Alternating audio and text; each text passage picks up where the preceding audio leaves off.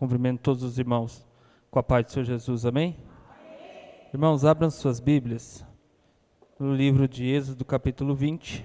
Nós vamos fazer a leitura a partir do versículo 4, que diz assim a palavra do Senhor: E não farás para ti imagem de escultura, nem semelhança alguma do que há nos céus, na terra ou nas águas debaixo da terra.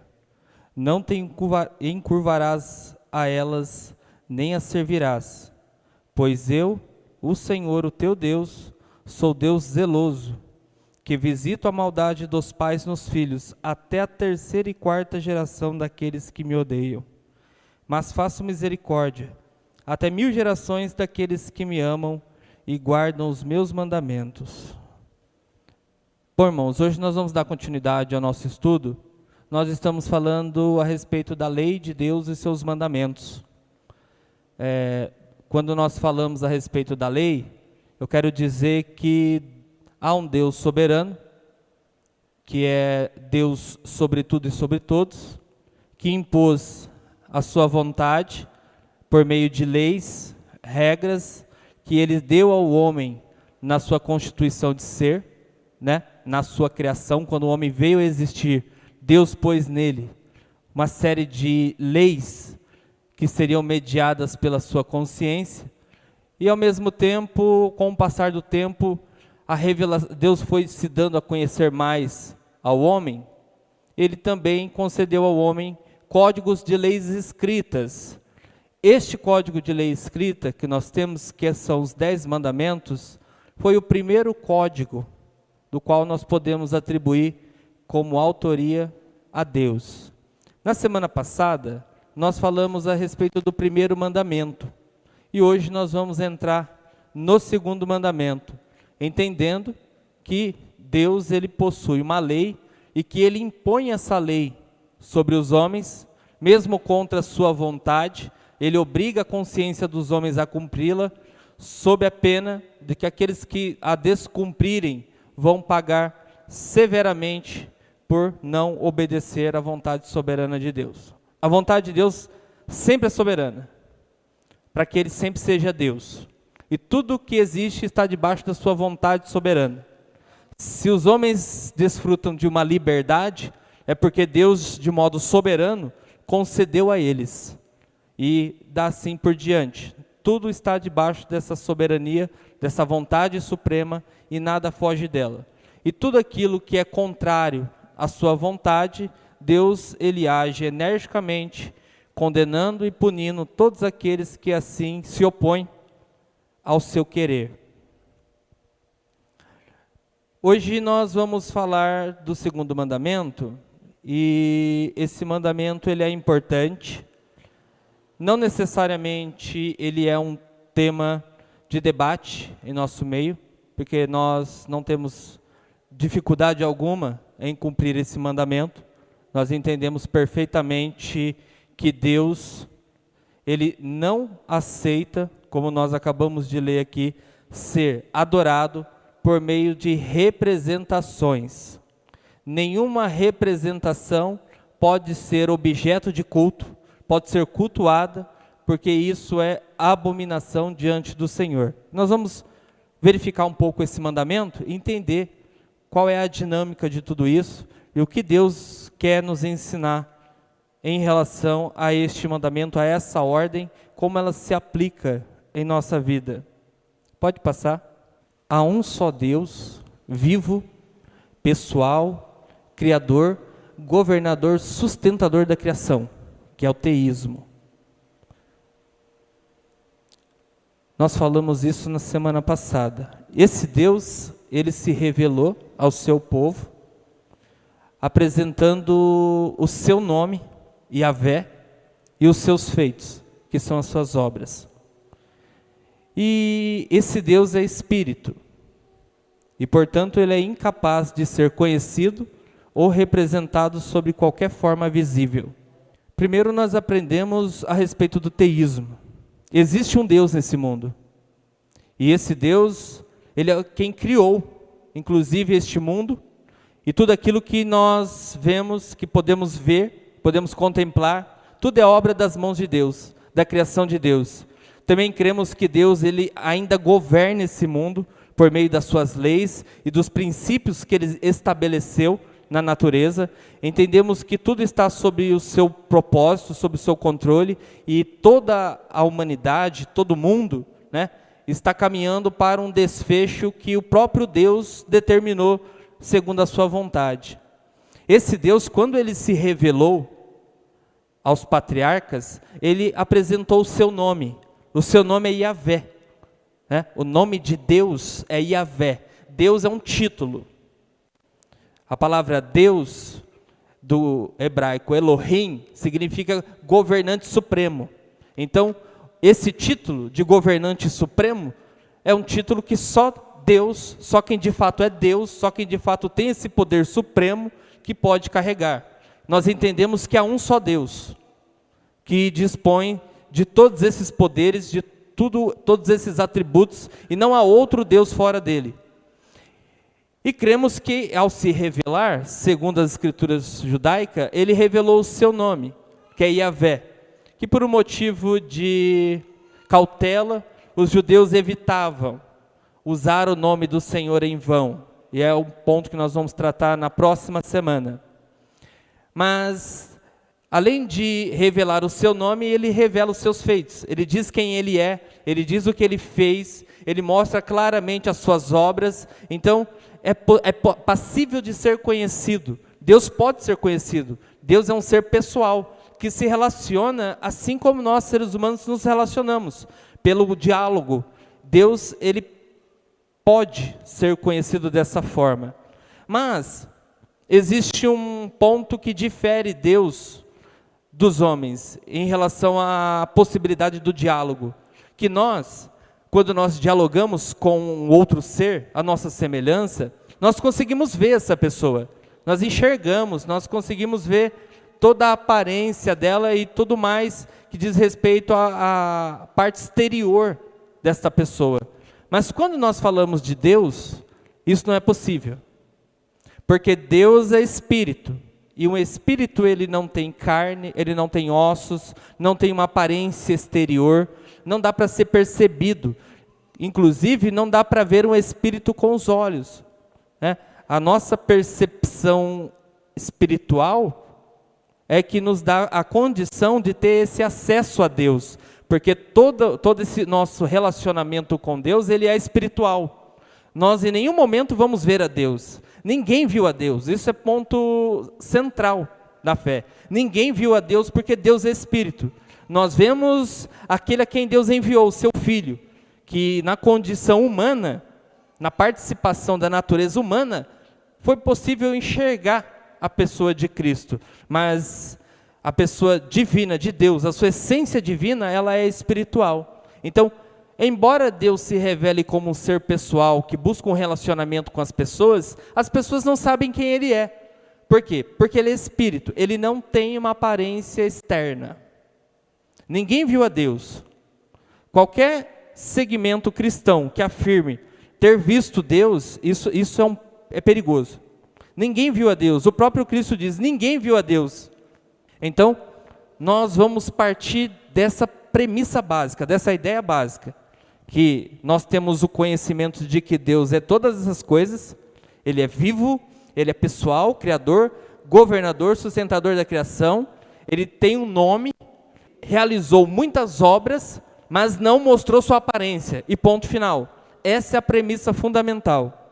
Deus não tem uma aparência exterior, Deus não pode ser visto pelos olhos, e nem no porvir nós veremos Deus pelos olhos, porque a natureza regenerada e glorificada que receberemos, ainda assim não é a mesma natureza divina. Então, é impossível que Deus seja contemplado com os olhos. Pode passar. Enquanto que o primeiro mandamento proíbe a adoração a um outro Deus, além de Yahvé, que traduzido Yahvé nós chamamos Senhor. Todas as vezes que você vê na sua Bíblia a palavra Senhor, no Antigo Testamento, a palavra original é aquela lá, Yahvé.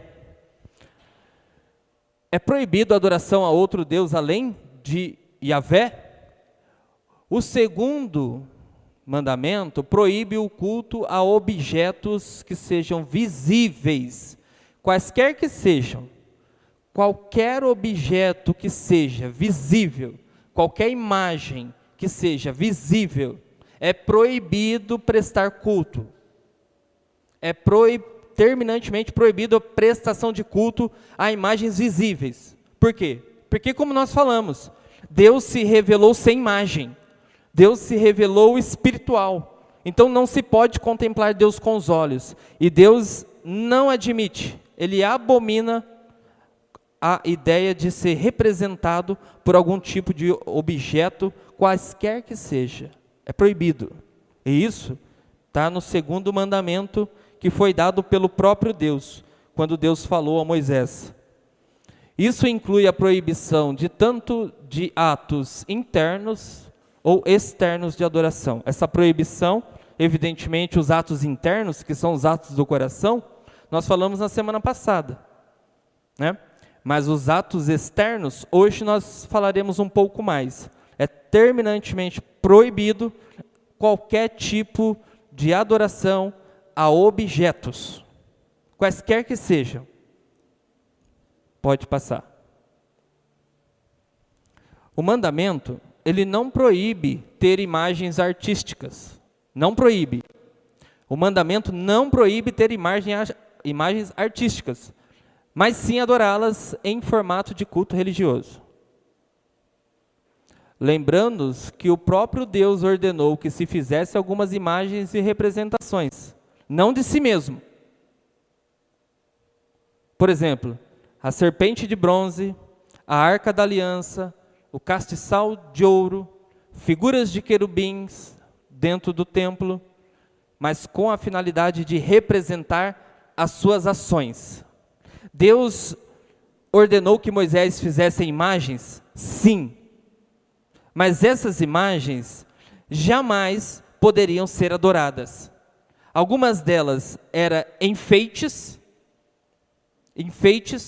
do templo, outras estavam ligadas a alguns objetos que eram próprios do templo, que são acessórios do templo, mas em nenhum momento Deus disse que era para se adorar a Arca da Aliança. Todos sabiam que a Arca da Aliança era um acessório do culto.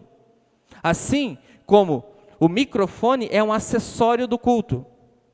Assim como o púlpito é um acessório do culto. Ninguém adora o púlpito, porque o púlpito não é Deus. Ninguém adora o microfone, porque o microfone não é Deus. Ninguém adora um castiçal de ouro, porque o castiçal de ouro não é Deus. Evidente. É claro.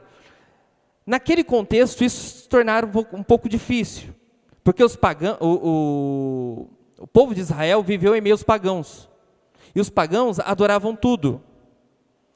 Adoravam aquilo que está no céu, adoravam aquilo que está debaixo do céu na terra, adoravam aquilo que está no mar, nas águas, tudo era adorado.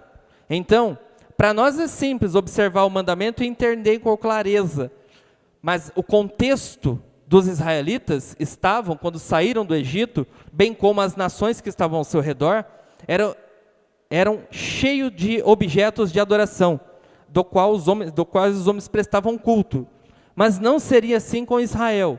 Então, embora Deus tenha ordenado a criação de imagens com finalidade de representar algumas de suas ações, ou mesmo de enfeitar o templo, em nenhum momento nós vamos ver Deus ordenando que ele fosse adorado, e esses objetos fossem adorados, se prestassem culto a esses objetos.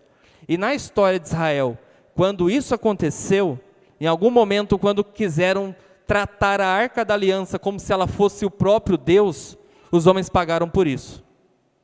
Israel perdeu batalhas porque achou que a Arca da Aliança era o próprio Deus. A Arca da Aliança sequer é um símbolo de Deus, nunca foi. É um acessório do culto judaico, que era próprio, além da ornamentação, tinha uma simbologia futura, mas em nenhum momento simbolizava a Deus e muito menos deveria ser entendido como objeto de adoração. Pode passar. A idolatria consiste não somente em adorar falsos deuses, mas também em adorar o verdadeiro Deus através de imagens ou esculturas. Então, o idólatra não é somente aquele que adora a falsos deuses, a falsas imagens. O idólatra é aquele que também adora o verdadeiro Deus por meio destas imagens. Isso também é idolatria e é considerado apostasia, desvio da fé. Ah, eu creio no Deus verdadeiro e vou adorá-lo por meio de uma imagem. Não pode. É apostasia, é desvio da fé. E consiste também no mesmo pecado de idolatria. Deus não pode ser adorado por meio de representações algumas. Por quê? Porque, como nós falamos, Deus é espírito, se apresentou espiritualmente, e por mandamento claro, ele deixa, sem dúvidas, que não é possível ser representado e não quer ser representado por imagem alguma. Então, nós temos 3 premissas a seguir para entender que adorar ao Deus verdadeiro por meio de imagens e esculturas também é idolatria.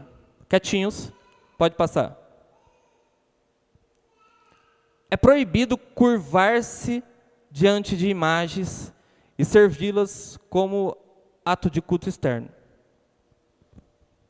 O segundo mandamento proíbe o curvar-se, semelhantemente o curvar que nós fazemos quando nós nos ajoelhamos para orar.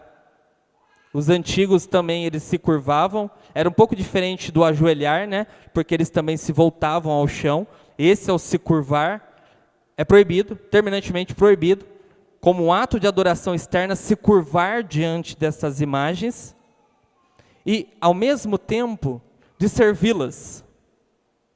O que seria o servir a essas imagens? A prestação de culto, ofertas, oferendas.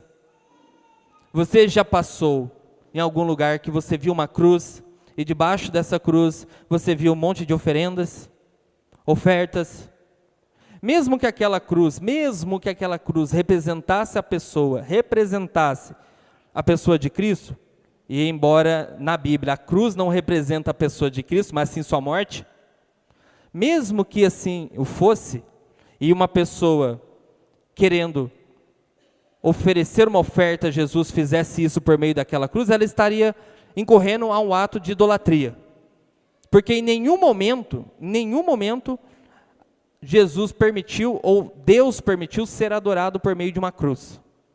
Nós temos aqui na igreja uma cruz, mas ela é meramente um enfeite de culto, que tem como objetivo simbolizar a obra de Cristo na cruz. Mas em nenhum momento nós prestamos adoração à cruz. Em nenhum momento nós invocamos a cruz. Em nenhum momento nós nos curvamos à cruz. Em nenhum momento ninguém foi pedir perdão aos pecados por meio daquela cruz. Porque para nós temos claramente, e não temos dúvidas em relação a isso, que é só um objeto. E o objeto não corresponde à realidade.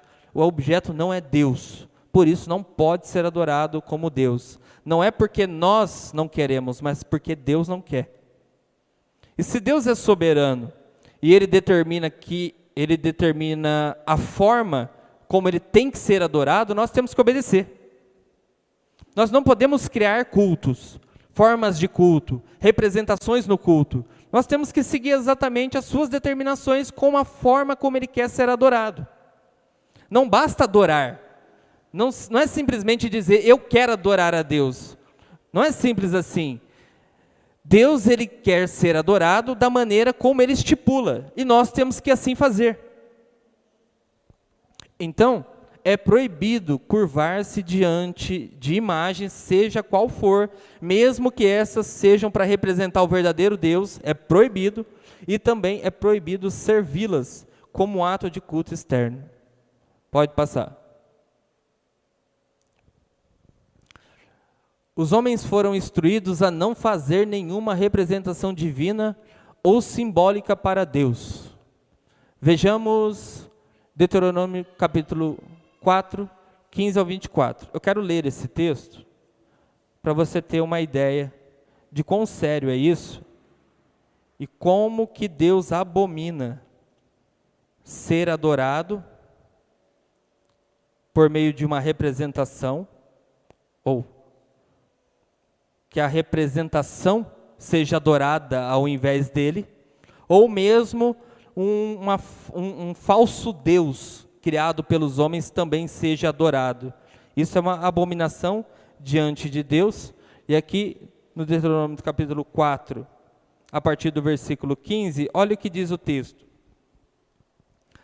No dia em que o Senhor, Yahvé, o vosso Deus, Elohim, falou convosco no Horebe, do meio do fogo, perceba bem, não vistes figura nenhuma, não vistes figura nenhuma, portanto, ficai muito atentos, para que não vos corrompais fazendo um ídolo, uma imagem de qualquer tipo, figura de homem ou de mulher, de algum animal que vive na terra ou de algum pássaro que voa nos céus, de algum animal que rasteja sobre o solo ou de algum peixe que há nas águas que estão debaixo da terra.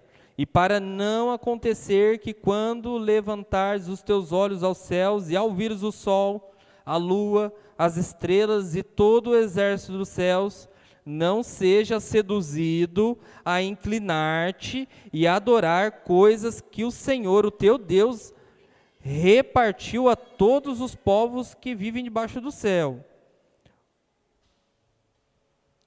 O Senhor, porém, vos tomou e vos tirou do forno de ferro do Egito, para que lhe sejais povo hereditário, como hoje se vê. Também o Senhor se indignou contra mim por causa das vossas palavras, e jurou que eu não atravessaria o Jordão, nem entraria na boa terra que o Senhor, o teu Deus, te dá de herança.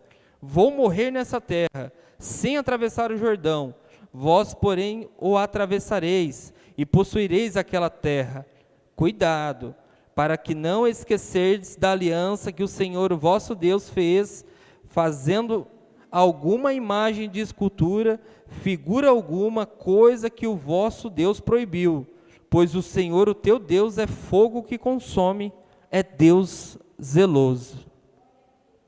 Veja o cuidado, perceba o cuidado que Moisés está orientando o povo de Israel, quanto ao risco, porque no dia da revelação do Horebe, ninguém viu sequer imagem alguma. Então, Moisés já adverte, não faça imagens, não criem ídolos, nem a semelhança do que está na terra, nos céus ou debaixo das águas. Não faça isso, porque o Senhor é Deus zeloso e um fogo que consome.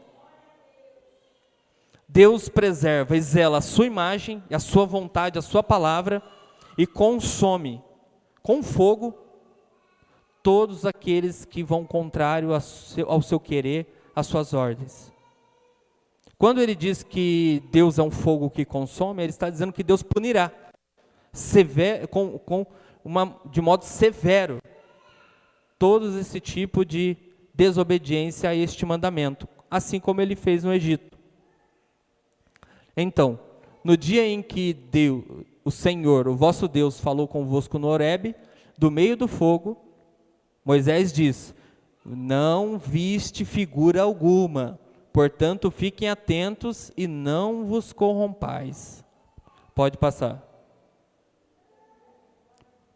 O culto ao Senhor através de imagem é denunciado e castigado como um ato de apostasia contra Deus. Arão, ao fazer o bezerro de ouro, disse ao povo, amanhã será a festa de Yahvé. Logo os israelitas, eles não buscavam outro Deus, mas sim uma representação diante deles como as demais nações. Esse é um ponto que, diante da reflexão, eu não tinha percebido. Mas analisando, tem todo sentido. E veja, quando Arão fez o bezerro de ouro, e Moisés ainda estava lá no monte recebendo os mandamentos do Senhor, ao concluir, ao completar a fundição para ser adorada, ele disse algo em relação ao outro dia. Ele disse que amanhã será a festa a Iavé. O bezerro de ouro que foi criado pelas mãos de Arão era Iavé. Era o Senhor, na concepção deles. Eles colocaram o nome de Deus no bezerro de ouro, e aquele bezerro de ouro ia diante deles. Eles não estavam deixando Iavé, eles não estavam buscando outro Deus, eles estavam crendo no mesmo Deus, o Deus que tirou eles do Egito, só que eles estavam atribuindo uma imagem a esse Deus. Nas palavras do próprio Arão nós vemos, amanhã será a festa a Iavé. Ele não colocou a Elohim, ele colocou a Iavé, e Iavé é o nome de Deus. A palavra Elohim, que significa deuses, também é aplicado a qualquer deus pagão. Mas a palavra Iavé não. Iavé é um nome próprio, é o nome de Deus. Então ele diz o seguinte: amanhã será o dia da dedicação do bezerro, que tem por nome Iavé. É bem nesse momento que Deus está lá em cima com Moisés, dizendo que o povo já tinha se corrompido. Colocaram o nome de Deus numa representação. Por que eles fizeram isso? Porque todo mundo fazia isso. Porque todos os deuses da antiguidade, eles eram representados por meio de uma imagem. Mas Deus não aceitava. Todos os deuses, eles tinham alguma figura externa, visível, que dava para pegar na mão. Inclusive, você pegava um Deus, dava para levar para a tua casa. Mas Iavé é diferente. Então, é esse termo, amanhã será a festa a Iavé, dito por Arão, claramente expressa que eles colocaram o nome de Deus no bezerro de fundição. Pode passar. Quais são as razões que estão anexadas a esse mandamento?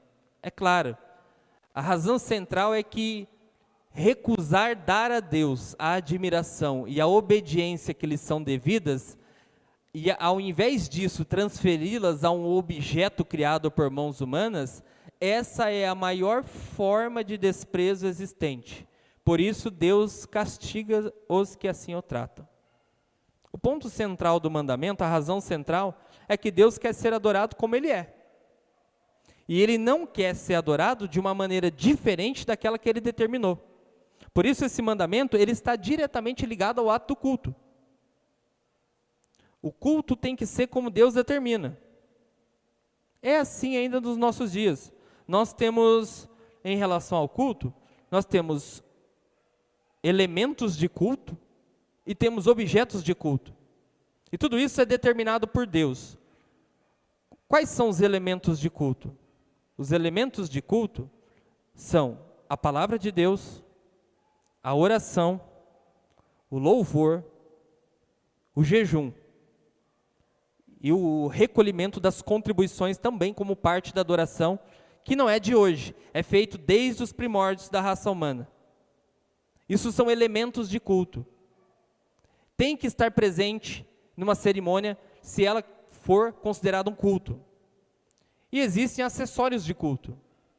Os acessórios de culto são, por exemplo, o pedestal, o microfone, o som, o projetor, e tudo mais, as cadeiras, e tudo mais que dão apoio ao culto. O culto, ele pode existir sem tudo isso, mas não pode existir sem os seus elementos, que são a oração, a palavra, as contribuições e o jejum. Não dá para ter culto sem esses elementos. E é exatamente o que Deus está determinando em relação ao seu culto. Não quero ser adorado por imagens. Eu abomino isso. Tem que ser adorado dessa forma. Então, a adoração a Deus, ela se dá dentro desses moldes. É Deus que determina. Podemos fazer uma maneira diferente de adorar a Deus? Podemos. desde que envolva esses elementos de culto. A ordem depende. Pode começar o culto com louvor, com pregação da palavra, pode começar o culto com a pregação da palavra, depois vem o louvor. Isso independe.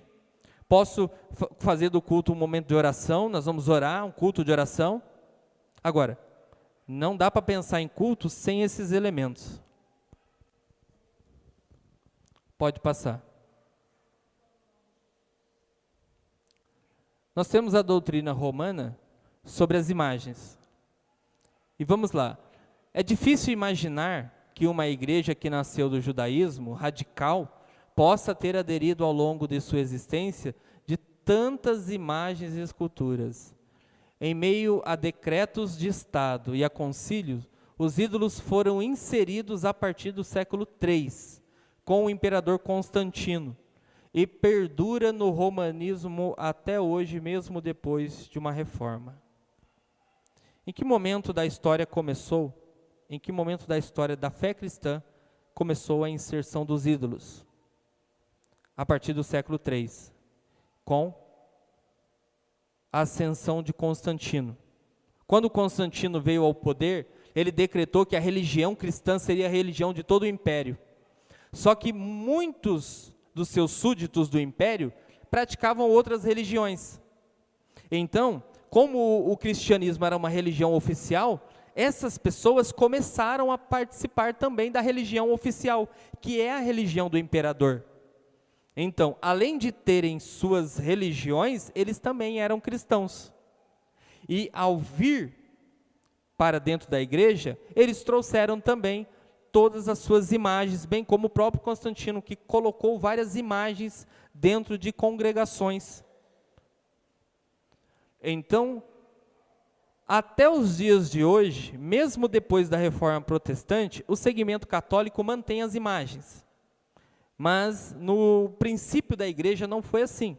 Nos 3 primeiros séculos não foi assim, e no período do século XVI, na Reforma Protestante, também foram abolidos. O segmento protestante aboliu o uso de imagens.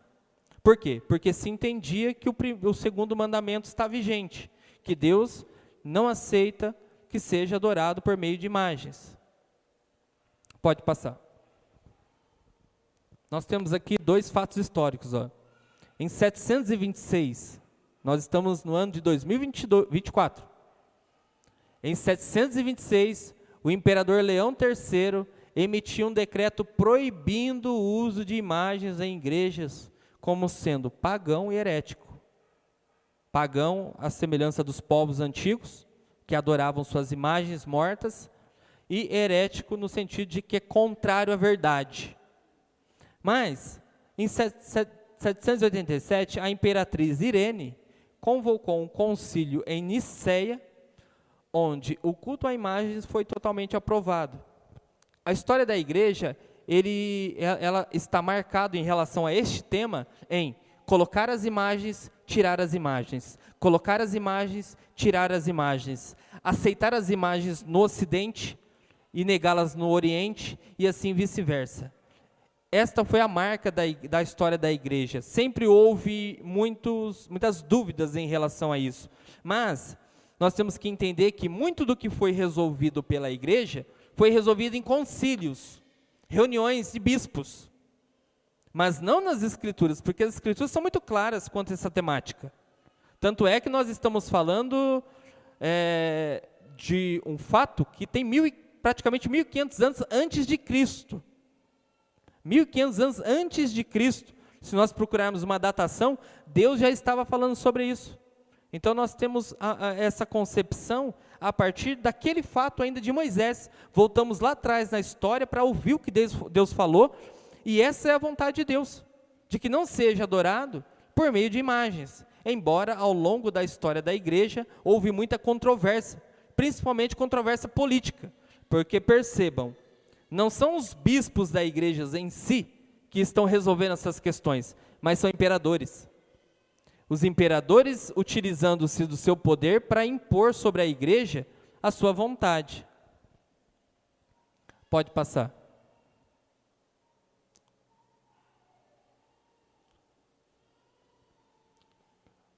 A princípio, com a entrada dos gentios no cristianismo, a igreja reagiu ao elemento pagão de 3 formas. No princípio, como que a igreja de Cristo reagiu a tudo isso? 3 maneiras históricas a igreja usou para lidar com essa questão. Primeiro tem um grupo dentro da igreja que repudiou totalmente o uso de imagens, que logo num primeiro momento não via em Constantino e nas atitudes de Constantino com bons olhos. Nós temos inclusive os monges que partiram para o deserto, justamente porque não concordaram com tudo isso. Segundo, nós temos também a ideia de que alguns usavam as imagens como uma forma de instruir os novos convertidos que vinham de outras religiões. Então, imagens de Moisés, imagens de João Batista, imagens de Cristo, imagens da cruz, tudo isso começou a ser utilizado como uma forma de ensino para essas pessoas, mas ainda não era aceito no culto. Então era só como uma forma de ensino. Muitos pais da igreja aderiram a isso. As imagens como forma de ensino, mas não para adorá-las. E por fim, alguns usaram para a instrução e também para o culto. O problema de você ter essas imagens é a tendência humana a adorá-las. A inclinação humana a criar deuses, ou a tirar a imagem do Deus correto e transferi-la a objetos, pessoas, animais e coisas do tipo. É o que Deus disse, quando Deus fala por meio do apóstolo Paulo na carta aos Romanos, que ele entregou à humanidade as suas paixões, porque a humanidade mudou a glória de Deus, do Deus invisível, à semelhança de objetos e seres visíveis. Então, foi mais ou menos assim que a igreja lidou com essa questão, que era uma questão religiosa e política. Religiosa porque era um assunto da igreja, e política porque os imperadores mandavam na igreja. Pode passar. Os romanistas adoram imagens igual aos pagãos antigos faziam. Eles se curvam e as servem. Eu estou usando os romanistas porque é o paralelo mais próximo que nós temos do segmento cristão, que é a fé católica. Mas eu não estou falando nada demais daquilo que eles mesmos aceitam, que é o fato de que se adora as imagens, né? E isso é igual à prática antiga dos pagãos. A prática que Deus dizia que não era para ser copiada, que Deus repudiava, que Deus amaldiçoava. Eles também, eu acho que você que conhece um católico sabe, e um católico pode dizer melhor do que eu, não tem nada demais nisso, que eles de fato se curvam às imagens e servem, prestam culto. Fazem pedidos, fazem adoração, mas não é exatamente isso que nós estamos lendo aqui, Deus está dizendo que não aceita. Não é exatamente isso que nós estamos, quando Moisés está falando ao povo, não caiam na tentação de fazer o que os demais povos fazem. Então, não há nada de diferente na adoração católica da adoração antiga, dos pagãos, em adorar as imagens. E entendemos, isso é proibido por Deus, e até mesmo se entende ao longo da história da igreja que adorar as imagens foi uma atitude política por parte dos pagãos, dos imperadores pagãos. Segundo ponto, a defesa deste culto é que a adoração termina em Deus, e que as imagens são apenas um meio. Às vezes as pessoas dizem o seguinte, não é que eu adoro a imagem, na verdade a imagem é um meio pelo qual eu adoro a Deus. Não pode. O mandamento é claro. As imagens não podem ser um meio, um mediador para se chegar a Deus. Você não está adorando uma imagem e ao mesmo tempo está adorando a Deus, porque isso é algo que Deus abomina. Então não pode. Não é que a gente não quer. Não é que a gente não concorda, o problema não é a nossa vontade, o problema é a vontade de Deus. É Ele que está determinando como Ele quer ser adorado. Se fosse da minha parte, se eu pudesse falar alguma coisa, eu estaria tranquilo e aberto a qualquer tipo de adoração. Mas o problema é que eu não sou Deus. E eu também não determino essas coisas. E quando nós falamos da lei de Deus, nós estamos entendendo que Deus está determinando sua vontade. E Ele diz, eu sou o Senhor. Eu sou. Eu sou. É uma autoafirmação de si mesmo. Ele arroga o ser, a existência. Eu sou. Então, não é uma coisa que eu estou dizendo. É uma coisa que Deus está exigindo aqui, claramente no mandamento. Não farás para ti imagem de escultura. Então não há nada demais nisso, senão a vontade soberana de Deus dizendo como Ele quer ser adorado. Pode passar. Tanto entre os pagãos como para os romanistas mais simples, sem instrução, as imagens sempre foram objeto de culto. Esse aqui é um ponto central que ninguém pode discordar. Tanto os pagãos antigos que adoravam a imagens, eles sempre entenderam que as imagens eram deuses. Que se você orasse essas imagens, elas poderiam fazer milagres, poderiam curar, poderiam dar suprimentos, poderiam trazer chuvas, está entendendo? Poderiam dar fim em pragas que estavam assolando determinada região. Todos buscavam essas imagens com esse afã, com esse desejo. E não é diferente ainda dessa prática comum nos dias de hoje, que aqueles que vão orar a uma imagem, eles também estão esperando que essa imagem faça alguma coisa por eles. Logo, eles estão tirando aquilo que é de Deus e transportando para um objeto. Nós precisamos entender que só Deus é Deus, e não há outro fora, e também não há nenhum tipo de representação que Ele admita. Logo, novamente estou falando, não é que nós da igreja cristã não admitimos, não é isso. Não é que a igreja maravilha de Jesus não admite, não é isso. Quem somos nós? É que Deus não admite, esse é o problema. Se o problema fosse um pequeno grupo, uma pequena igreja, estava tranquilo. Mas o problema é que Deus não quer isso. Os efeitos morais são malignos.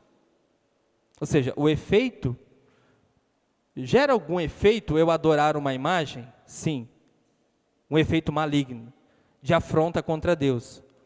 Tanto é que Deus pune as demais gerações. Como que Deus pune? E por que Deus pune as demais gerações? Nesse contexto aqui, de Deus punir as demais gerações daqueles que o aborrecem com a idolatria, e quando nós olhamos no Antigo Testamento, parece que é o pecado que mais é dito e é tratado com mais severidade e que gera uma ira maior da parte de Deus. Embora todos os pecados sejam pecados, esse pecado parece que tem sido comumente na história da humanidade, o pecado da idolatria. E ao adorar um Deus, ao adorar uma imagem falsa, você corresponde a um ato de malignidade contra Deus, um pecado moral. E Deus, Ele lança calamidades, porque o mal de Deus é o mal da calamidade, não o mal moral. Porque Deus é perfeito, e não há mal nenhum em Deus. Mas Deus põe calamidades sobre as pessoas, como uma forma de julgar a maldade.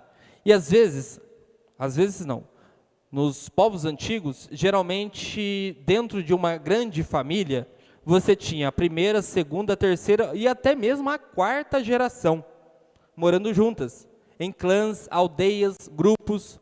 Então você tinha lá o pai, né? O vô, o pai, o filho, o neto. Eu me perdi nesse negócio. E eles morando junto. E Deus, quando lançava calamidades aos povos, julgava os povos por causa da sua idolatria, Deus acabava atingindo a primeira, segunda, terceira e até mesmo a quarta geração de uma vez só. Por exemplo, quando Deus mandou a Israel que julgasse, matasse os outros povos, ordenou que matasse os povos, como uma forma de julgamento pelos seus pecados. Com certeza, morreram famílias inteiras nessas guerras. Pai, filho, e primeira, segunda, terceira, quarta, geração que está dentro. Tamanha a ira de Deus em relação a isso. Então, ele tem que ser entendido como um ato falho da moral, que acarreta aí uma condenação da parte de Deus. E para aqueles que servem ao Deus invisível, como Ele quer, como Ele determina, as suas gerações são abençoadas. E a palavra abençoar até 1000 gerações dá a ideia de uma bênção plena, né, sobre as demais gerações. Isso é importante. Então, se você adora o Deus, vamos pegar o princípio, o Deus verdadeiro, da maneira que Ele exige, que Ele determina, as suas gerações serão abençoadas. De alguma maneira, a bênção que está sobre sua vida vai alcançar essas gerações. De alguma maneira. Como Deus fará isso, eu não sei exatamente, mas isso acontece, isso é fato. Mas aqueles que aborrecem a Deus também podem estar trazendo condenação para a sua casa, para a sua família. Não estou falando de uma maldição hereditária, porque Deus é justo e julga com justiça a todos. Por último, nós também temos na história da igreja o culto a relíquias, que é uma superstição, uma crença popular e irracional. O culto a relíquias também marcou a história da igreja, como um marco sombrio, né? Se adorava a restos mortais, atribuía a restos mortais, como ossos, por exemplo, atributos da divindade. Acreditavam que se você tivesse aquelas relíquias, se você comprasse um pedaço de osso do apóstolo, você ia ser abençoado, você entraria no céu e coisas do tipo. Isso é basicamente uma crença popular irracional. Mas como isso começou? A partir do momento em que houve uma mistura da fé com o Estado. A partir do momento que o império também tornou-se cristão e começou a colocar dentro do cristianismo parte da tradição que é dos seus demais súditos, das suas demais religiões. E isso começou a trazer para dentro do cristianismo esses padrões de comportamento e atividades. O culto à relíquia é uma crença irracional. Está no âmbito popular. Lembra que eu falei para vocês do chinelo, que se o chinelo tiver virado a mãe morre? Está no mesmo nível. É vazio, sem sentido e irracional. Só pessoas que têm dificuldade mental que acredita que o chinelo desvirado a mãe morre. Não é? Eu fui irônico, porque eu sei que isso é parte da crença popular, e eu sei que tem pessoas que não deixam o chinelo desvirado. Não ri não, Alexandre, que eu sei que você tem medo. Pode passar, vamos para o fim. E agora vamos finalizar. Deus não quer instruir o seu povo por meio de imagens mudas, mas pela pregação viva de sua palavra. É dar a Deus o que lhe é devido, dar a Deus aquilo que lhe é próprio, da maneira como Deus quer receber, simples assim. Esse mandamento está diretamente ligado ao culto.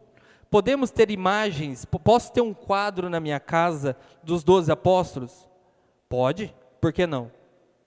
Mas se você inclinar em algum momento, se você em algum momento passar pela sua cabeça que aquele quadro é abençoado porque tem a figura dos apóstolos, porque se você olhar diferente para aquela imagem, e tendo a intenção de que essa imagem de alguma maneira pode trazer um benefício para dentro da sua casa, ou coisa do tipo, já caiu na maldição.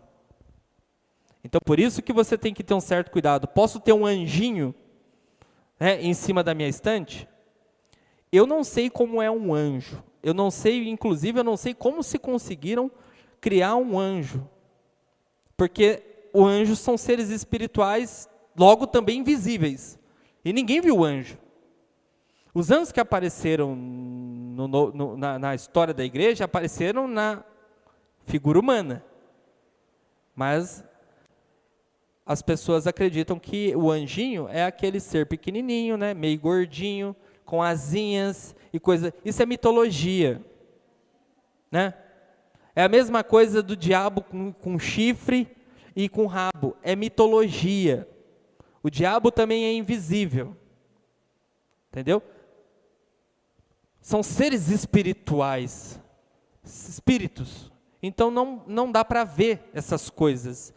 Nós assim o vemos espiritualmente, pela fé. Sabemos que eles existem, mas jamais contemplamos com os olhos, porque são figuras mitológicas, e assim precisam ser entendidas. Então, posso ter objetos e imagens na minha casa?